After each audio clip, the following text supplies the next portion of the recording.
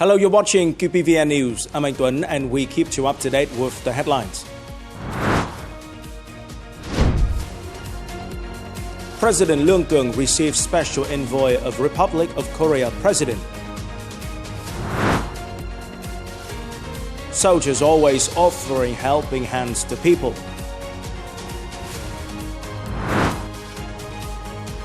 Vietnam ASEAN united in overcoming all challenges.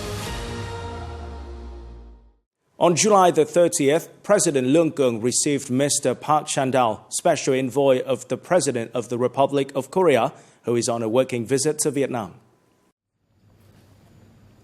President LUONG spoke highly of the new Republic of Korea president's early efforts in holding phone talks and sending the special envoy to Vietnam shortly after taking office, showing that the Republic of Korea treasures Vietnam and the comprehensive strategic partnership between the two countries. President LUONG affirmed that Vietnam consistently values its ties with the Republic of Korea and supports development policies of President Lee Jae-myung administration, highlighting the robust progress achieved since the establishment of diplomatic relations more than 30 years ago, and particularly since the upgrade of the ties to the comprehensive strategic partnership in 2022. President LUONG noted that bilateral cooperation has expanded significantly across a wide range of sectors, while both countries have become each other's leading partners. On regional and international matters, both sides agreed to strengthen coordination at regional and global forums of shared interest. President LUONG affirmed the significance of ensuring peace, security, safety and freedom of navigation and overflight in the EC, also known as South China Sea internationally, and maintaining a peaceful and stable environment with legal order. On July the 30th, right after the reception, General Phan Van Giang, Vietnamese Minister of Defense, held talks with Mr. Siafria Siamsudin, Indonesian Minister of Defense. General Phan Van Giang stressed that Vietnam and Indonesia are neighboring countries sharing a maritime border and are both active, responsible members of the ASEAN community. Over the past time, bilateral defense cooperation has yielded positive results, making important contributions to strengthening political trust between the two nations, notably in delegation exchanges and meetings at all levels, collaboration among military services and maritime law enforcement forces, in defense industry, UN peacekeeping operations, and between strategic research institutions, maintenance of consultations and mutual support at multilateral forums, particularly ASEAN-led mechanisms and international events hosted by either side. General Phan Van Giang proposed that both sides continue to strengthen the trust, comprehensive and substantive cooperation in the time ahead. He also reiterated Vietnam's consistent stance on resolving all disputes in the EC or South China Sea internationally by peaceful means and in accordance with international law, especially the 1982 UNCLOS. As part of the visit, the Indonesian Minister of Defense laid wreath at the Monument of Heroic Martyrs on Bắc Sơn Street, Hanoi, and visited President Ho Chi Minh's mausoleum. On July the 30th, upon presiding over a conference to review task implementation in July, General Trịnh Văn Quyết, chairman of the General Political Department of the Vietnam People's Army, requested affiliated agencies and units to continue to enhance their advisory role, promote digital transformation, and improve their work every day. General Trịnh Văn Quyết highly appreciated the efforts of agencies and units in performing the assigned task with many excellent results. In July, gratitude activities were conducted meaningfully and thoroughly. General Quyết praised the agencies and units for their efforts in digital transformation. However, he also requested stricter requirements, especially the roles and responsibilities of leaders. This coming August will have many important events, such as the 80th anniversary of the August Revolution and National Day September the 2nd, requiring education and dissemination work to be further strengthened to highlight the country's achievements over the past 80 years, clearly demonstrating the superiority of the political system of Vietnam. On the afternoon of July the 30th, the Air Defense Air Force Service conducted a fact-finding flight over the Ba Đình Square area in preparation for activities celebrating the 80th anniversary of Vietnam's National Day. Lieutenant General Phạm Trường Sơn, Deputy Chief of the General Staff of the Vietnam People's Army, inspected the flight. The flight crews are responsible for surveying the terrain, ensuring that the welcoming flight performance will be smooth and absolutely safe. In addition, the two aircraft flew at different altitudes and distances from the stands to achieve the best observation range during the demonstration flight over Ba Đình Square. After the survey, Lieutenant General Phạm Trường Sơn and the Air Defense Air Force Service discussed suitable flight plans in meteorological conditions from simple to complex. He requested the Air Defense Air Force Service to quickly complete the flight plan. After that, a firm determination to bring the most impressive and safe aerial performance to this important national event, thereby showcasing the strength of the Vietnamese Air Force and the heroic Vietnam People's Army. In the aftermath of devastating floods that swept through the western communes of Nghệ An province, in recent days, more than 3,000 officers and soldiers from Military Region 4, along with hundreds of local militiamen and soldiers from units stationed in the locality, have stood shoulder to shoulder with local residents, helping them to overcome the flood's consequences and restore normal life as quickly as possible. Like many other families in Cầu Tám hamlet, Mường Xén commune, Hồ Thị Hằng could do nothing but escape with their lives from the floods. Their home was completely destroyed, leaving them with nothing but the clothes on their backs. Now we have lost everything. I don't even know where to go and where we'll live. Life is so hard. In the areas isolated and deeply submerged, soldiers and local militiamen have been working day and night to help residents evacuate their belongings, clean the environment, repair homes, schools, markets and public infrastructure.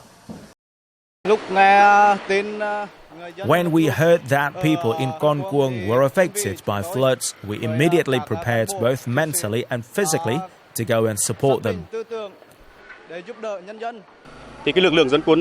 Militia troops are the force who are joining production while working and in close ties with the people. In hard times like these, they are the closest force to the community, joining others to aid the locals.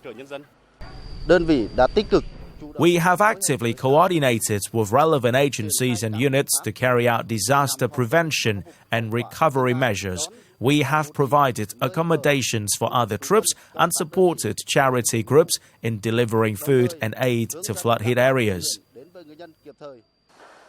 Though floodwaters gradually subsided, the recovery work remains immense due to the layers of mud, debris, animal carcasses along the roads and settlements, while local residents have been submerged, collapsed or roofless.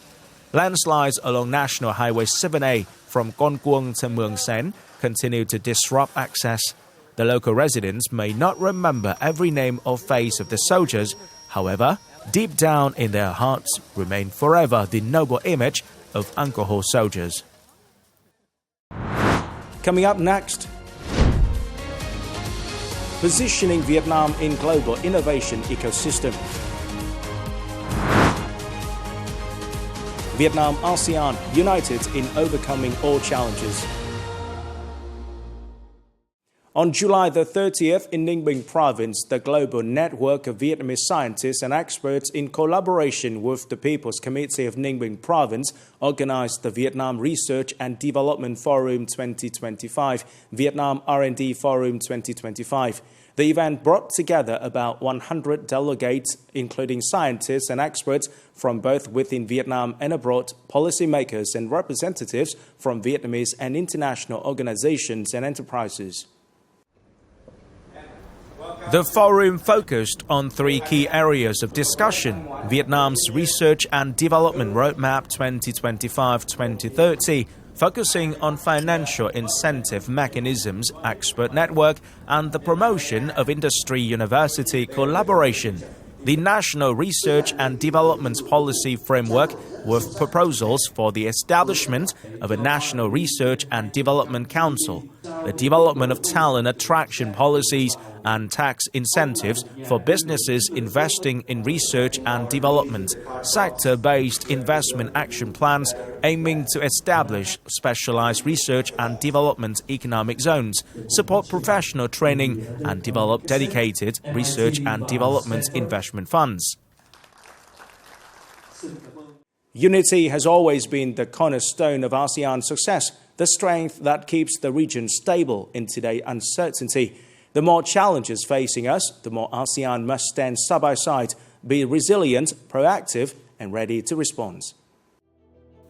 Along with traditional security threats, climate change, pandemics, cybercrime, terrorism, and non-traditional ones demand a rethinking of regional security structures. ASEAN must not only enhance defense cooperation within the bloc, but also deepen engagement with external partners. One of the most significant milestones in that journey was the establishment of the ASEAN Defense Ministers Meeting Plus. Our defense forces have taken a proactive role in Vietnam's broader integration process. They have made valuable contributions, such as the ADMM Plus initiative. The success of ADMM Plus is a collective achievement of ASEAN, yet it also reflects Vietnam's crucial role. While many forums focus on differences, ADMM Plus highlights what countries have in common. ADMM Plus has grown steadily, producing strong results across 7 key areas. It's now a model for multilateral defense cooperation, gaining global recognition. This success reflects ASEAN's spirit of resilience and self-reliance, alongside the active, responsible engagement of its partners. Faced with emerging challenges, ASEAN members have chosen cooperation to build peace, stability, and strategic capacity in a fast-changing geopolitical environment. On this path, ASEAN has earned valued support from the global community. From peacekeeping, search and rescue, humanitarian assistance to disaster and epidemic response, over the past years, Vietnam and ASEAN have steadily strengthened cooperation to address both traditional and non-traditional security challenges. Whether earthquakes in Indonesia and the Philippines or floods in Laos and Cambodia, Vietnam has consistently been among the first to send rescue forces in aid. Most recently, a devastating 7.7 magnitude earthquake struck Myanmar on March 28, 2025, caused thousands of casualties. In response to the state of emergency, Myanmar called for international support. Vietnam promptly deployed 106 personnel and over 70 tons of equipment and relief supplies to support emergency efforts. With your team and with our team, and plus Turkey team, so you can find and rescue both people alive. So this is a very successful and very good achievement. So we are very honored to have this achievement. We are very heartfelt thanks for your people as well as your leaders and especially your team for your very tedious works for our people who are in danger in their life. Beyond rescue, the Vietnamese team provided medical care to locals, donated 40 tons of rations, thousands of tents, $5,000 in aid, and essential supplies to Myanmar. Viettel, via MyTel in Myanmar, restored emergency communications, distributing 30,000 free SIM cards, 100 Wi-Fi spots, 500 charging stations, supporting 4.5 million affected users, and donating over $120,000 in aid to the Myanmar government. Vietnam's deployment of armed forces to assist earthquake relief in Myanmar not only underscores the country's humanitarian tradition and deep international solidarity, but also deepens the Vietnam-Myanmar friendship. It further affirms Vietnam's roles as an active, responsible, and compassionate ASEAN member. This is the end of the QPVN News today. Remember to watch our news again at qpvn.vn. Thank you for watching and goodbye for now.